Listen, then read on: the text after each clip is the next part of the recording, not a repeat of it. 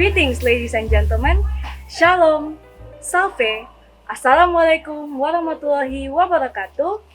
Om Swastiastu, Namo Buddhaya, greetings of virtue. My name is Isabella Maharani Nempung, or you can call me Bella. I am from Vocational School 6 Kupang, East Nusa Tenggara Province. First of all, we must thank the Almighty God because of His blessing and guidance so that I can be here to deliver my speech. And I'm going to deliver a speech about the impact the pandemic has on our mental health.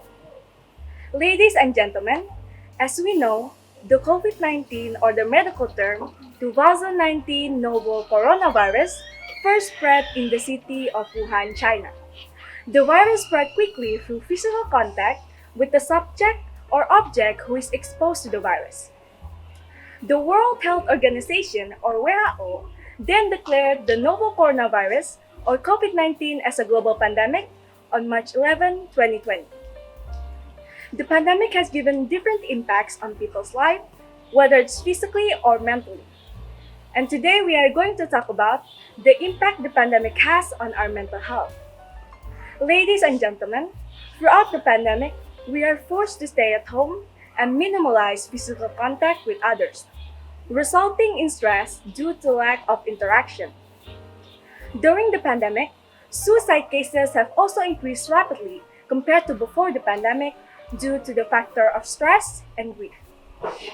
The pandemic has also caused people to develop mental disorders such as bipolar disorder, depression, anxiety, and PTSD.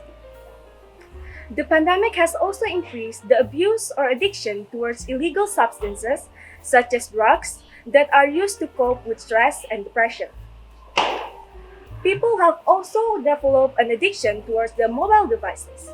For example, students nowadays tend to spend more time on their phone, causing them to develop a concentration and memory problems, resulting in low education quality due to low brain function. Ladies and gentlemen, we can conclude through this speech how much of an impact the pandemic has on our mental health. And I hope that through this speech, we can soon restore our community's mental stability after the pandemic.